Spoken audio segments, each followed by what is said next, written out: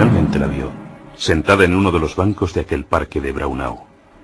Junto a ella, reía abrazándola un niño de unos 4 años.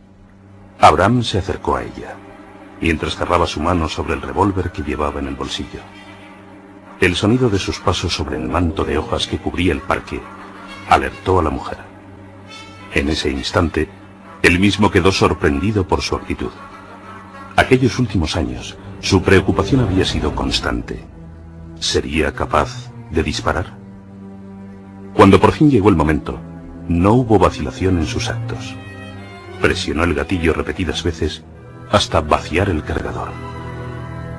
El niño se convulsionaba con cada bala que atravesaba su cuerpo.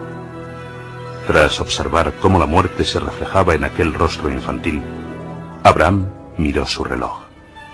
Apenas le quedaban unos minutos. Escapó del parque todo lo rápido que le permitieron sus cansadas piernas.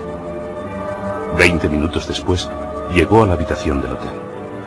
Las fluctuaciones de energía le mostraban que la puerta estaba cerrándose.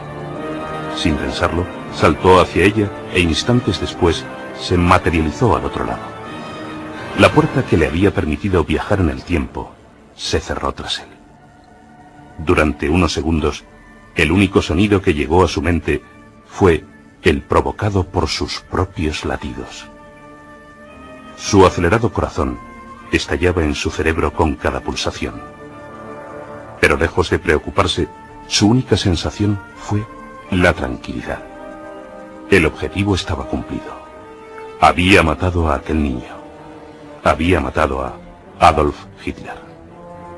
6 millones de judíos que iban a perecer en la Segunda Guerra Mundial seguirían vivos, ajenos a la tragedia que el destino les deparaba. Su felicidad solo era perturbada por pequeñas convulsiones. Aunque era consciente de que iba a perder la vida, no le importaba. Era un precio razonable que estaba dispuesto a pagar. Reunió sus últimas fuerzas y salió del laboratorio.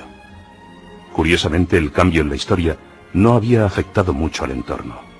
Incluso la pequeña biblioteca seguía estando en aquella planta del edificio. Entró en ella para satisfacer su última curiosidad, y que a su vez era el motivo de su regreso. Apenas le quedaban unos segundos, pero quería asegurarse de que su acción había evitado el holocausto provocado por aquel fascista. Buscó un libro, y después un nombre, con la esperanza de no encontrarlo. Comenzó a temblar. Con un horror que le ahogaba, descubrió que Hitler aparecía en una de las páginas del libro. El terror se mezcló con la duda cuando vio la fotografía que acompañaba al texto. Aquella imagen era diferente al nazi que él había conocido.